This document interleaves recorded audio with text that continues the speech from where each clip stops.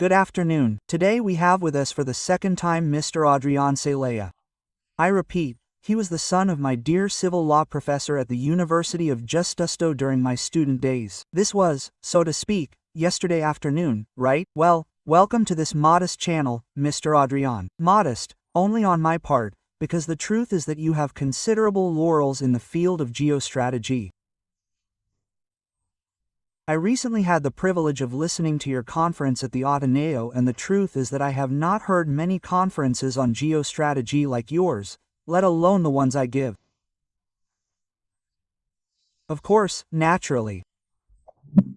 Well, let's see, seriously speaking, Mr. Adrian, let's see if we can get a bit of an overview of what's happening, because things are a bit out of control, I don't know. If you want, we can start with something we've never started before, but we could start now with the Middle East. Well, let's see. We are going to analyze this from a short-term perspective or from a long-term strategic perspective, right? If we look at it from a strategic or long-term perspective, I believe that we have to insert the evolution of the Middle East into the evolution of the world, in a world in which, we are moving from the unipolar geopolitical situation that began at the end of the Cold War to a multipolar world. It is usually called multipolar, right?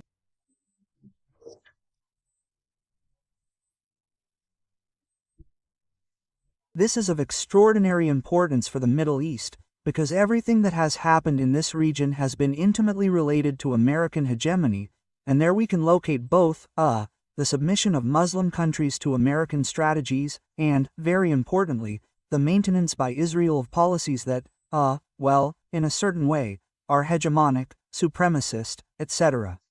No, this has been possible because they had the full adherence to these policies of the United States, right?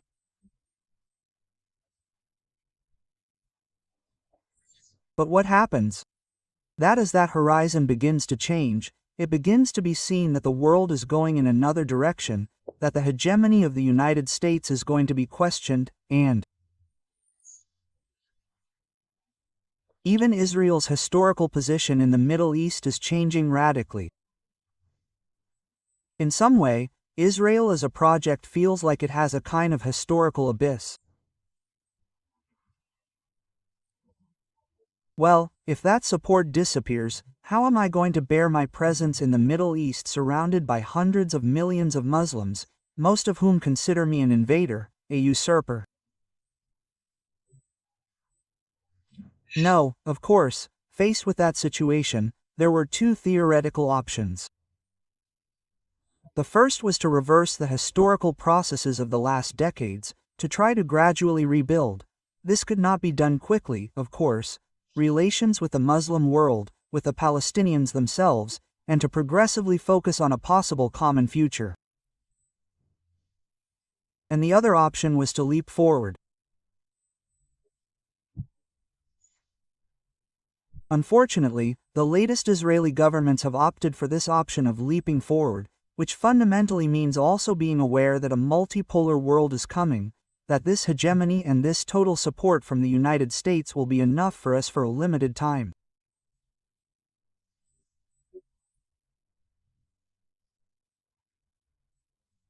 And even being aware of this situation, the response, the position, the strategy is, we are going to take advantage of the years we have left to, through a dynamic of faits accomplis, expand our territory as much as possible and establish ourselves as efficiently and with the greatest possible force on the ground where we are and where we have been able to conquer, let's say.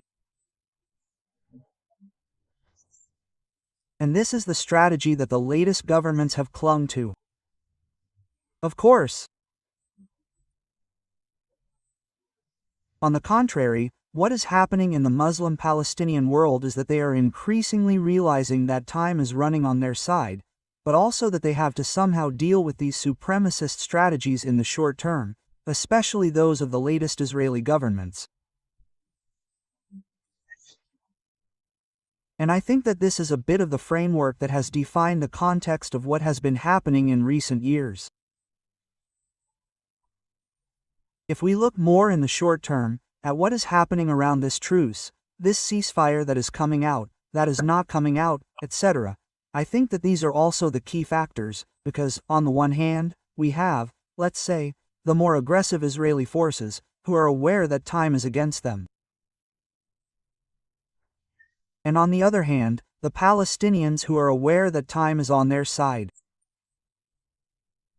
Therefore, the simple fact that hostilities have stopped, that the massacres that were taking place in Gaza have stopped, that works in favor of the Palestinians, even if they do not win the war, even if their positions remain more or less entrenched, well, on middle ground, but strategically that works in favor of the Palestinians, and this is what makes these hegemonic forces in Israel feel tremendously nervous and uncomfortable with this situation, trying to take advantage of any opportunity to break off these negotiations and, well, resume hostilities.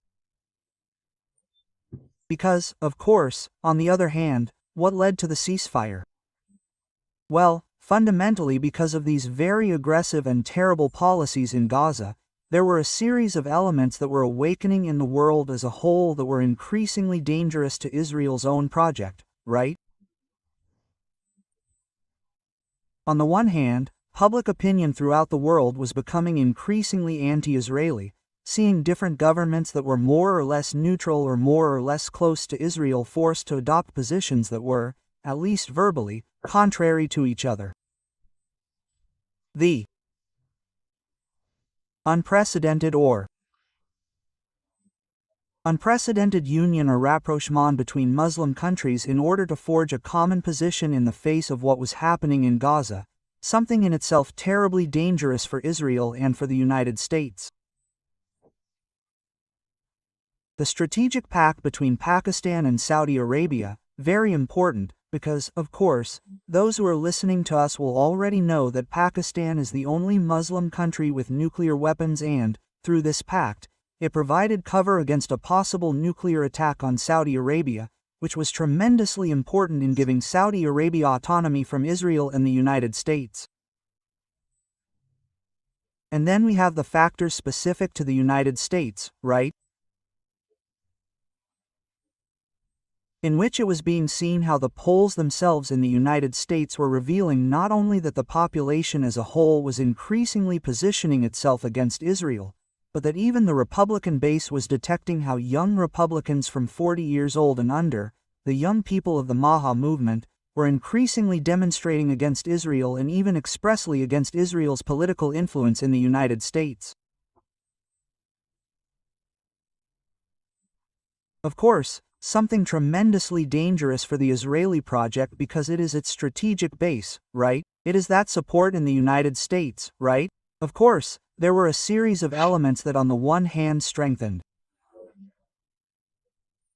or allowed gave Trump the strength to pressure Israel to reach this ceasefire. So, Israel is between that contradiction in the short term. It needed to close these fronts that were exploding in different areas, and on the other hand, from a long-term point of view, they are nervous because they know that time is against them. Very well seen, very well seen. Thank you very much. It's a good diagnosis. I think that it's a very reasonable thing. Do you know that this story of the relationship between Pakistan and Saudi Arabia is old? The Saudis were saying for a long time, we want nuclear weapons. And of course, the United States said no way. So, the next step was that they said, if you don't give it to us, we'll go to Pakistan and take it because we paid for it. And that's when I learned that the Pakistani nuclear project is indeed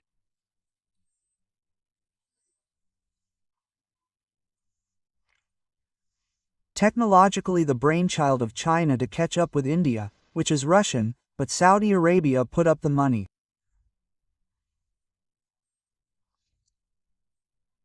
No, turning Saudi Arabia into a nuclear power is a major event in the Middle East, right? And it also seems very important to me. For the first time in the entire history of the State of Israel, there are now 1% more Americans in favor of the Palestinians than in favor of the Israelis. This seems very important to me, and it also seems very important to me that the American government has firmly sided with Israel. Just now, a week ago, an English journalist was saying that what Israel is doing there is very similar to genocide. A war crime, of course. I can't help but agree. Some hooded ICE officers showed up. Those are Trump's brown shirts, I would say, and they took him away. I mean, it's incredible, isn't it? Well, it happened. So, that has the seeds of a contradiction. Now let's move on to the United States, right? That's the seeds of a terrible contradiction. Note that in California, Governor Dawson, who has said that he is going to run for office against Trump, Governor Dawson has ordered the presence of people from ICE, that is, agents of the state of California, as its constitution states, the free and sovereign state of California, Article 2. This constitution is under the supreme authority of the Constitution of the United States. Okay, of those people, that administrative entity has arrested federal agents. There's no need to exaggerate. I'm not going to start saying that this is a coming civil war, as some radio stations in Spain are saying, but it is certainly a major institutional breach. Well, the consequences are that it can't be done. I mean, it's impossible for a democratic country, solidly democratic, and based on the principles of Jefferson and the Constitution of the United States, to support Israel's policy in the Middle East. It can't be done and they continue to support it. I mean, I would say like in the movies, I don't know if you went to see cowboy and Indian movies as a child and you remember them, right? So, the Indians always said that the whites didn't keep their word and even I learned to say it. White man, double tongue like a snake.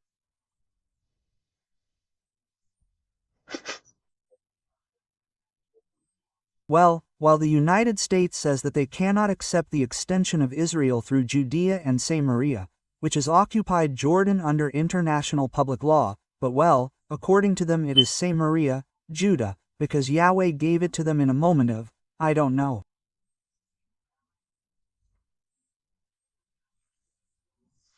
Carelessness, he told them, well, keep them. Yours, that's it, okay. So, while he is saying that he does not accept it, he has removed the sanctions on all the irregular groups that with the support of the Israeli armed forces are expelling and committing pogroms. Pogroms, that's the word, pogroms, of Palestinians in their native places. So the double-tongue thing seems very clear to me, right? I mean, so, this is a moral problem. Serious, and sooner or later it has to explode because what cannot be done, I mean, when it is attempted, the only possible solution for that is to end up like Hitler, that is to say, I kill everyone who protests and take them to the gulag like Stalin, right? Or to the concentration camp or to the Stalag or to the Golama. No, there is no alternative.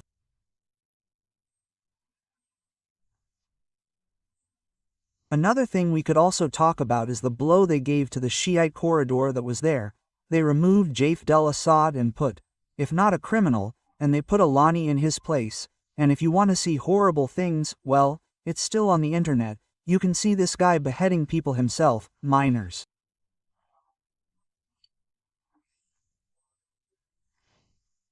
And then, I'm sorry for the detail, but playing soccer with those heads, right? That's what we have today in charge of Israel, in charge of Syria, right? Because of course, it was about breaking the line. There was a line between Syria and Iran, and that's what was done to break it, right? And now the second point, I'm working on it right now. I don't know if you have any information about this, the M6 is very, very committed to taking on the rebels in Lebanon and with the Lebanese authorities. I don't know if you know anything about that. No, in detail, right? Indeed, it's very clear that there is a strategy to progressively weaken Hezbollah. In fact, since Israel's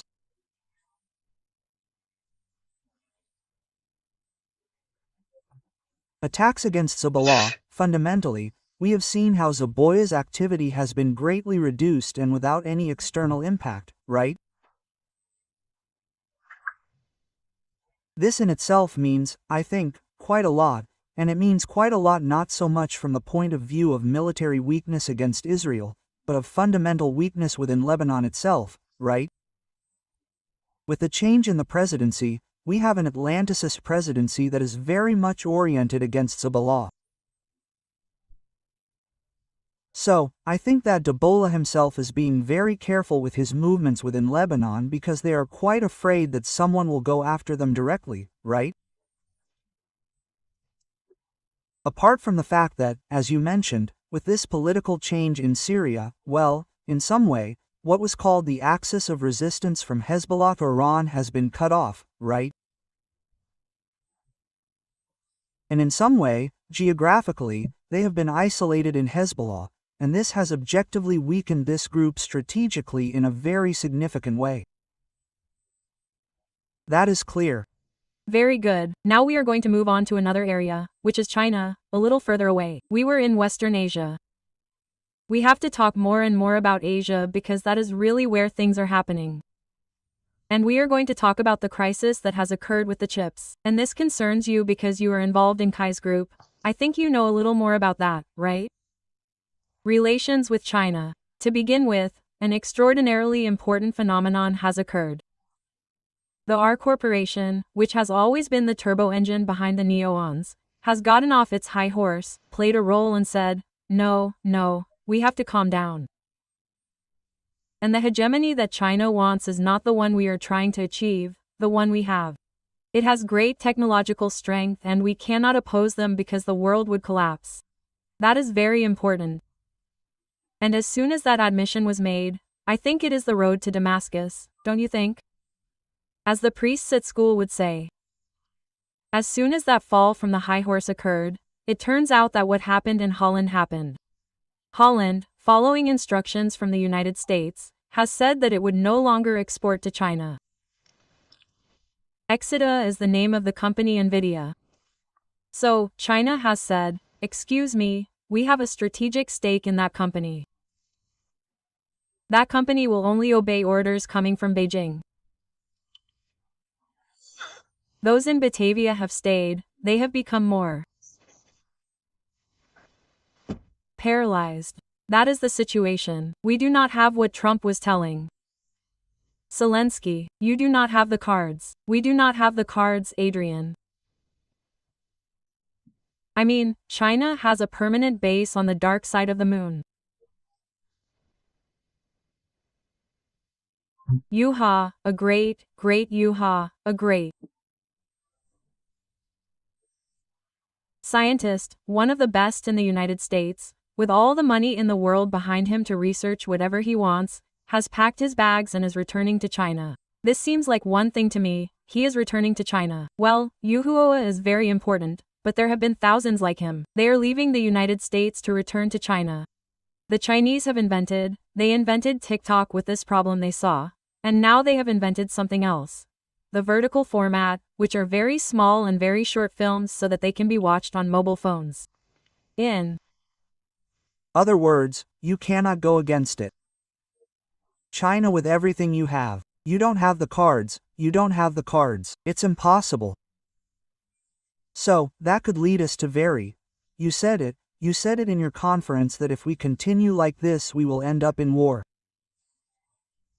If the United States does not accept that, we will end up in war. Indeed, about a week ago there were some very shocking statements from the president of Ford after returning from China. They said that he had never made a more humiliating visit in his life, seeing how the automobile factories in China are organized, the level of automation and robotization of the automobile factories, right? This is very significant, but of course, it is not something that falls from the sky overnight. It is the consequence of many years of them doing things very well and us very badly, right? And indeed, I mentioned this in the conference, this is the underlying question, right?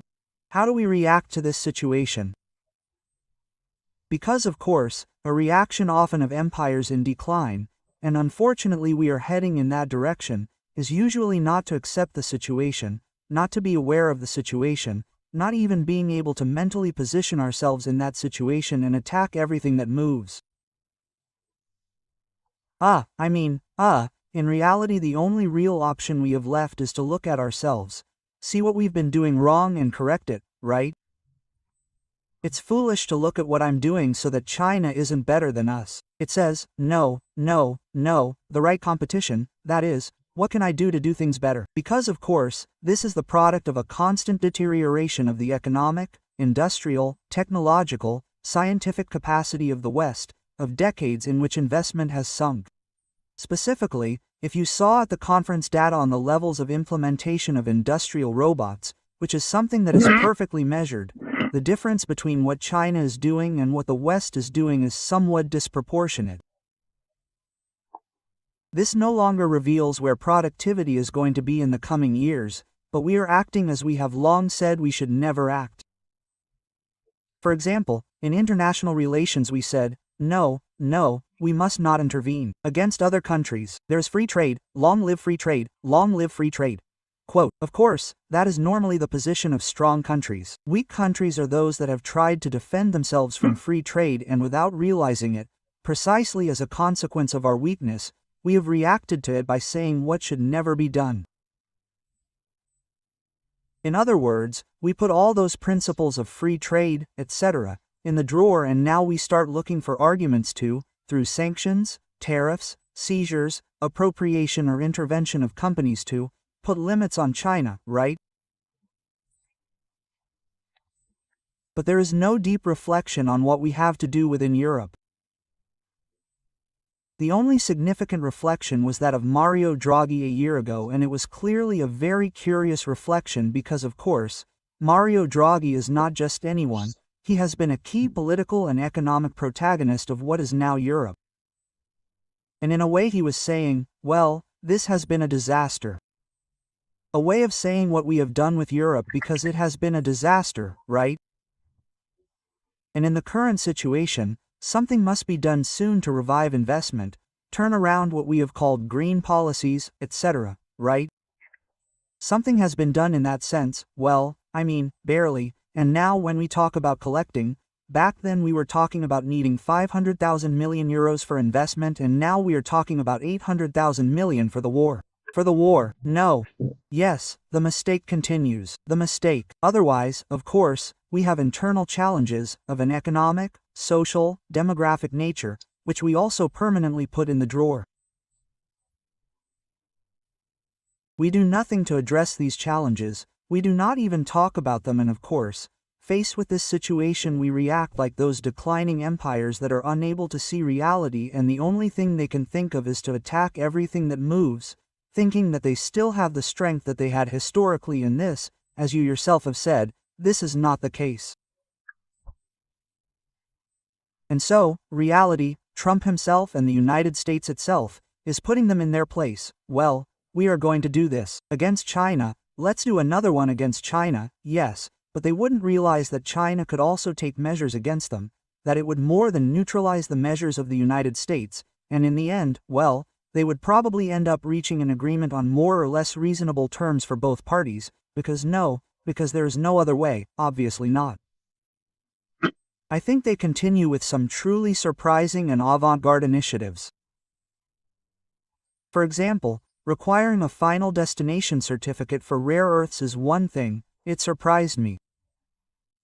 That was only done with weapons or when we were in the Cold War, when technology could be dual use. There was a committee that I can never remember the name of, but I have had friends who worked, colleagues, right? Who worked on them. In Paris there was a committee that ensured that what was exported to socialist countries was not diverted and did not go where it should not go, it should not go. And indeed they have applied this to rare earths where they have an absolute monopoly. Russia, for its part, it has been discovered, of course, the Russians have ended up understanding it, the Americans, that the Russians have 40 icebreakers, of which 7 are nuclear, and they have none, and they have commissioned Finland to build them 11. Well, it is not much, but anyway, they are starting to understand what is happening, because when they made them, I don't remember what dirty trick, the Chinese made them completely impervious to those events. They started something that has left everyone perplexed, including me. They have started the Arctic route. To go up, don't you want us to go through the center because you have sanctions against Russia? Well, let's go through the Arctic, which is even cheaper, and the Russian icebreakers that you don't have are going to act as guards and icebreakers. Well, one thing, we are losing, Adrian. It is not that I am what do you say? A defeatist? No, it is not that. It is very obvious that what we have to achieve is to overcome the idea of hegemony against each other and replace it with the prisoner's dilemma. When a certain moment of strength is reached between two people, the appropriate thing to do is to collaborate, not fight. So, that is elementary, among other things, because the very survival of international life depends on it. That is to say, if we are all equal, the sovereign equality of all its members, Article 2 of the United Nations Charter, we can survive. But of course, if if the United States and Europe are in, we are the house on the hill, the shining house on the hill and the salt of the earth, and the others what they aspire to is to create a totalitarian order in the world, that can only end badly. That is a crusade, and it ends badly. By the way, and to finish, the one who said that free trade is the policy of the strong, as far as I know, was Bismarck. Of course, it is precisely the confrontation with British free trade, because of course, in England the Industrial Revolution emerged, so as a consequence of the technological advantage that it established, they dominated international trade. So it was Germany on one side and the United States on the other. On the other hand, those who then confronted free trade with interventionist policies, and this allowed them to develop their industry, right? What then happened is that, of course, the United States, on the contrary, when it became the owner of the world, began to defend free international trade because it was what made it easier for it to enter weak countries. Of course.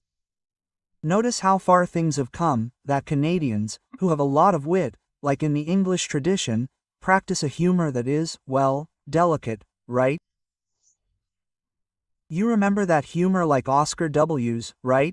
It's typical that he would say, I resist everything except temptation, right? Well, that's typically English, isn't it? Well, based on that kind of thing, the Canadians, without making any comment, have released a 30 to 40-second spot on television in which Ronald Real says, we finally have a great agreement with Canada based on the most absolute free trade, which is what creates wealth for people and such. And you know what Trump has done? He has imposed a tariff on them, an additional 10% tariff. It's like you're laughing. Of course, it's funny, isn't it? It's funny, anyway. Well, in the meantime, let's go now to Europe if you like. I don't know. I would like your comments because I'm not just sad, but extremely melancholic because what's happening in Europe is unbelievable. They've all met in London, which is the country of Brexit, to say that they intend to extend the European Union, extend it, that is, to say, okay, we'll talk about that later, extend it from London, take the oh my gosh. And led by Mrs. Kalaw, who right now, as the person in charge of foreign relations, just imagine, she's a minister, and she's not received in Washington or Moscow. So they've been talking about that. They've said that the fulcrum of our foreign policy is more sanctions against Russia, because if not, Russia won't understand what this war is about. That's where we're at. That's it, Adrian, the European dream has sunk. It's sunk. Yes, and deep down, this issue probably goes back a long way, doesn't it? Because in recent decades, if we look at what's happened, we tend to use the Marstrom Treaty as a reference, right? The European community worked reasonably well, but the truth is that since the Marstrom Treaty of 1992, which came into force in 1993, nothing has worked in Europe. It hasn't worked economically, socially, or demographically, and we've lacked critical capacity. The critical capacity to analyze what was going well, what was going wrong, and to correct it, and if necessary, then questioning aspects of the Treaty of Maastricht that were not appropriate to maintain or develop. I think that the institutional configuration of the European Union itself has something to do with it, which, as you know, is based on practically total consensus, right? In other words, there is no government and opposition, but rather the different political groups share the commissions among themselves and that's it, right? The European Commission, this is something that belongs to everyone, it is a government of everyone because we are all there, we all share the pie, right? But the fact is that there has been a lack of critical capacity, a lack of putting the problems on the table. As I said before, in the end there have been some issues that have become increasingly serious, mainly because they have not been addressed.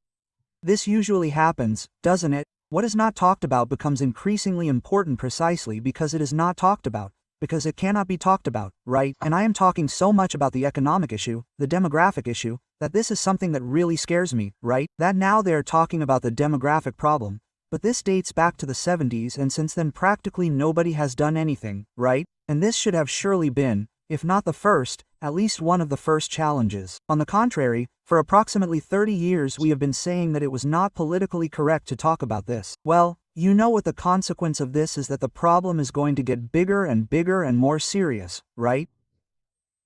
But ultimately, we have now found ourselves in a situation that has been truly surprising in recent years, because if the policies and strategies that have been followed have been questionable during these 30 or 40 years, what has happened in recent years is truly impressive, right? Because we are faced with a series of measures adopted by governments, but in a very clear and publicly notorious way, contradictory to the interests of their country, right? And I am talking specifically about the case of Germany, which has been the most obvious, right?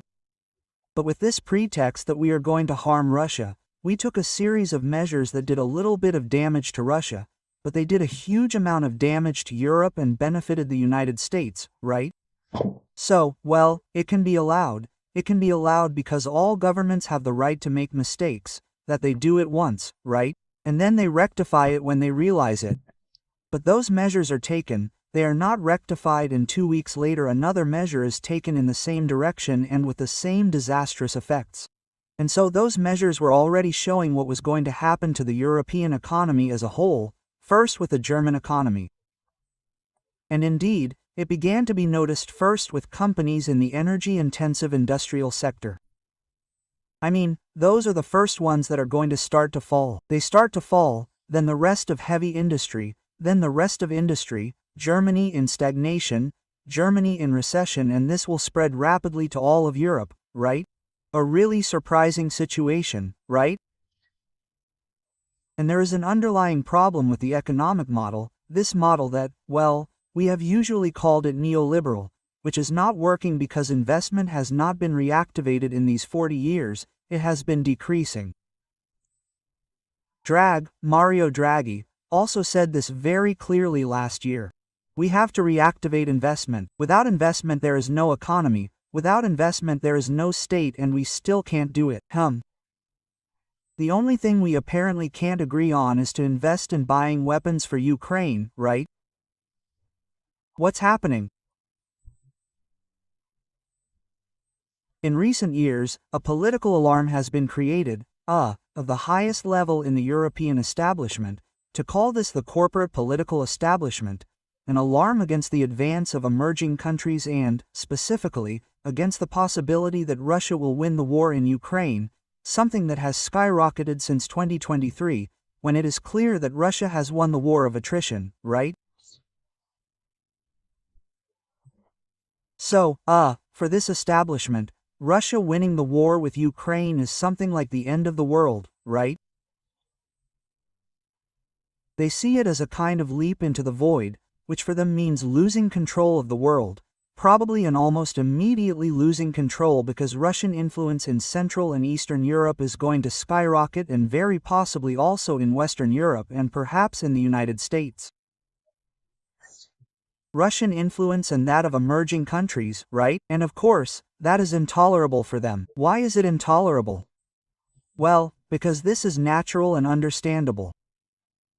I mean, it is often said that the decisions of governments are being incomprehensible, absurd, irrational, but we have to see it not from the point of view of the interests of their country, or of the citizens, but from the interests of these establishment elites, who are the ones who are in this state of panic, right? And for these elites, well, they only have to look at what happened to the Russian oligarchs when Putin and his team came to power, who were, well, almost a semi-internal civil war was launched against them. They were first ousted from political power, many of them expropriated, others ended up in prison, others in exile, and many of them have said that they were working together or coordinated by the Rothschilds, for example, right?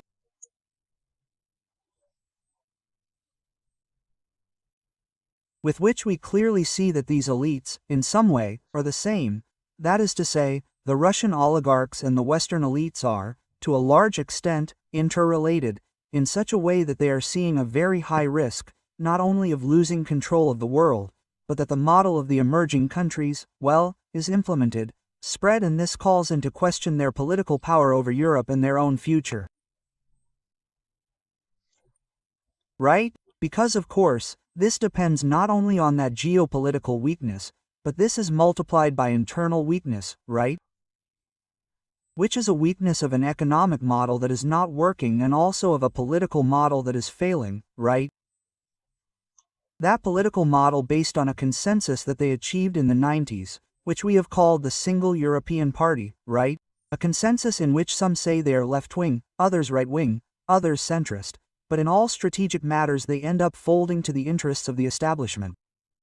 This is beginning to break down through the internet and has been reflected in alternative groups, increasingly in the sphere of what we usually call populist conservatives, but which is reflecting a growing detachment of European citizens from the political system that has maintained this establishment, right? This is a very dangerous situation for them. I believe that they are in a real state of panic, and this leads them to take measures that they would not adopt otherwise, which are very clearly harmful to their countries. Even compromising the traditionally democratic image of our countries, right?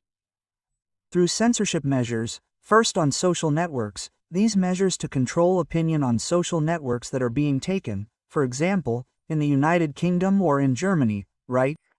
Well, they reflect this panic that leads to any system, leads the elites to close themselves off and to close the political model as they see themselves more in danger, right?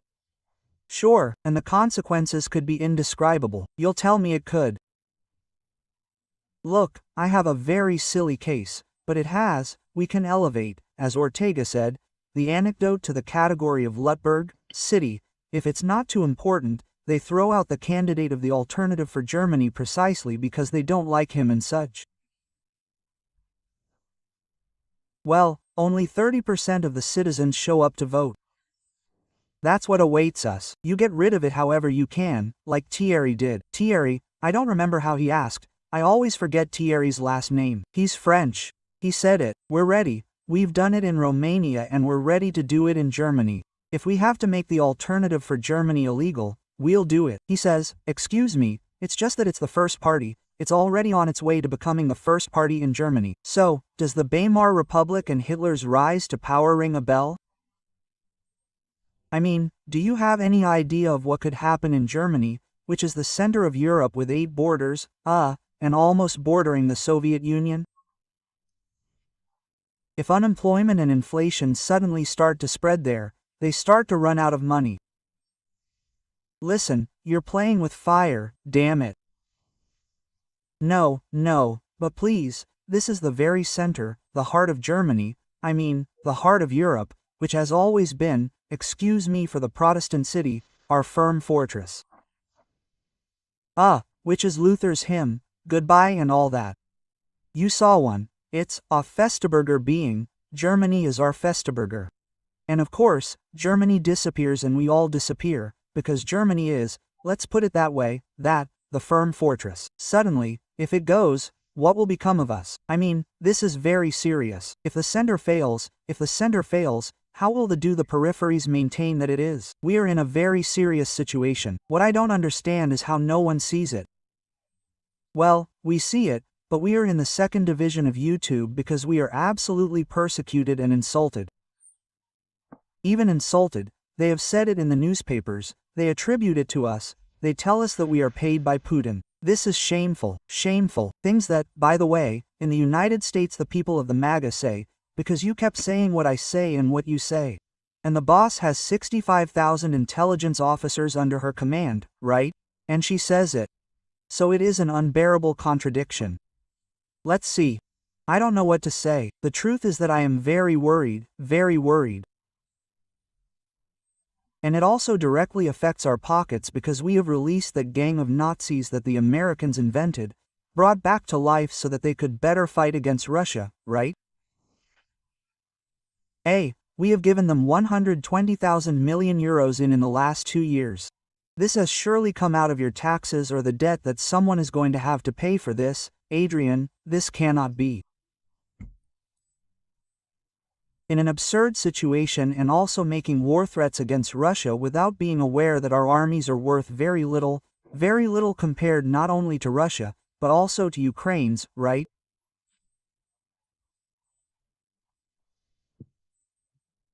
A few days ago a colleague was telling me, but have Westerners realized that if someone in Ukraine itself gets carried away, with how weakened the Ukrainian army is in the war of attrition, if someone in Ukraine gets carried away, they will turn around and be able to occupy Berlin in 15 days, right? They are a lot. The Ukrainian army is much stronger than any European army, but by a long way, right? With the combat experience they have and so many, I don't know, but of course Warsaw seems to me like it would last them less than a piece of candy at the door of a school. And I think that with this we are going to finish. I think that Europe has put us in a position to, in the hands of Poland, Polish philosophy, and Poland has already disappeared 3 times throughout its history, that is, it is dangerous. Poland, indeed, Poland is repeating a traditional historical role, which unfortunately tends to reflect the position of countries that, for whatever reason, in a certain way also Ukraine, right? For whatever reason, feel threatened by Poland historically, on the one hand, by Germany, on the other hand, by Russia. And who do they ally with? Well, with anyone else. So, they have historically aligned themselves with the Anglo-Saxon countries, and of course, when you ally yourself with someone you say, no, it's just that this person helps me. Well, it helps you and uses you, right? And it uses you. So, Poland has been used repeatedly to create conflicts with Germany and Russia, right? So, of course, any small country, as relatively small as Poland, the last thing it has to do is have bad relations with two much larger neighbors, like Germany and Russia, and yet, historically, very much driven by Anglo-Saxon influence, it maintains a tremendously aggressive position, either against one or the other, right? Something that does not come from a logical perspective of a country makes no sense, right? But anyway, this is an ongoing issue, right? Manipulating the feelings of a country against its neighbors, right? It is something common and that unfortunately tends to get a lot of play. Let's see. I know this will be a bit strange, but I'm going to quote you. I'm going to get a quote from Churchill. I've already been looking at it. The first book of his memoirs, that one called The Coming Storm, right? He said, "It is a mystery and a tragedy of European history that a people capable of all heroic virtues, talented, brave, charming as individuals, can repeatedly display such repeated faults in practically every aspect of their governmental life."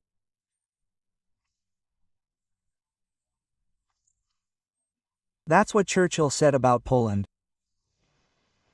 Well, the British already bear some responsibility for that. Let's see. First the British and then the October 1938. October 1938, Poland.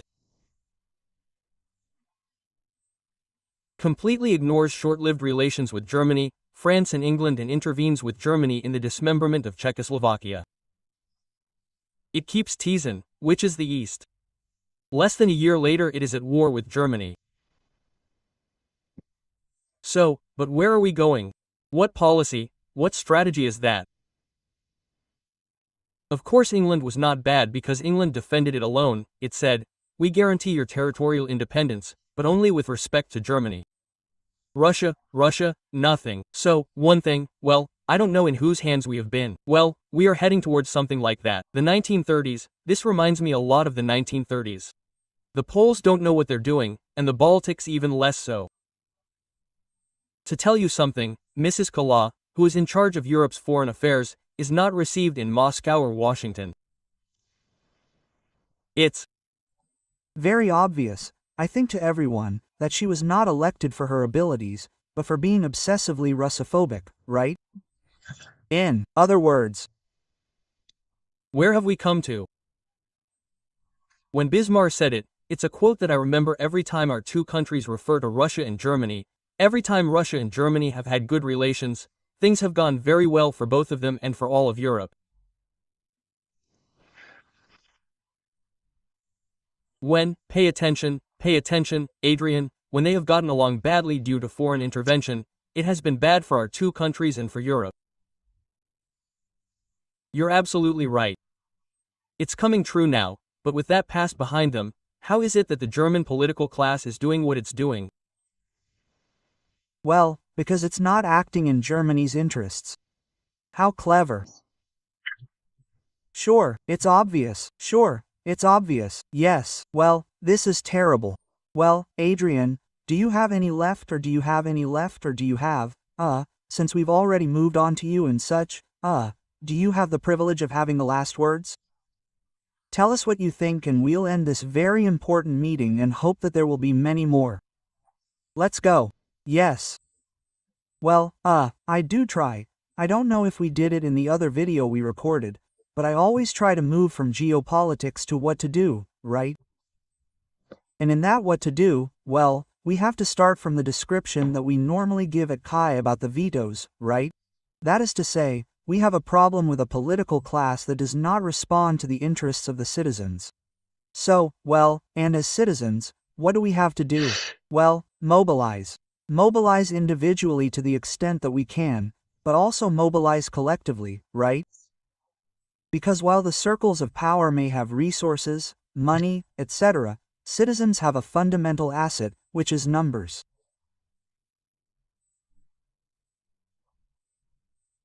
But this asset only becomes effective if citizens come together, form groups, etc. There is no other reason for this than the internet, because now many citizens are beginning to learn about the real situation through the internet. That is, but of course, the internet is an individual relationship with the computer that sends us true, false, and sometimes distorted information. So, it is very important to compare this in the physical world, if possible, with other people. So, first, in order to compare this information and generate platforms for joint ideas, it is extremely important for citizens to group together in social organizations, in political groups. Well, without theoretically ruling out, as we always say, that some of the political groups that already exist are capable of adapting to the new situation, we must also be aware that this is very, very difficult in practice. So, it is very possible that new groups will have to be created that reflect the interests of citizens. So what should we do? Well, if the person listening to us is already in a political group, let them think about it, right? Your political group is capable of adapting to the new situation. If you think that it is not as usual, it is very difficult and that should be the conclusion, then look around you to see if there are emerging political groups that can exercise this function of representing the interests of citizens. And if not, believe it because keep in mind that political groups arise from 2 or 3 citizens who start talking among themselves, they start to reach agreements and in the end a very small starting point is capable of generating large citizen movements. Very good. Well, it sounds like Pericles' prayer, Adrian. It sounds like Pericles' prayer. Well, in Athens we believe that thought does not harm action and before doing something we think it through carefully. And those who do not feel interested in public life we call indifferent. Idiots we call them idiotes. That was the word idiot. In short, we continue in the Western tradition. Even though you are in Guipuzco, lost in the plains of Gary, and I end up here in the Madrid area, it seems to me that it is a positive thing for both of us to see that we continue in the orbit and in the path of these great masters who shaped the West. Well, thank you very much, Adrian, and I hope that nothing catastrophic happens and that when we meet again, everything will be acceptable, normal, and will have improved a little. You know that I am delighted to be with you now and with your channel, whenever you want. Thank you very much.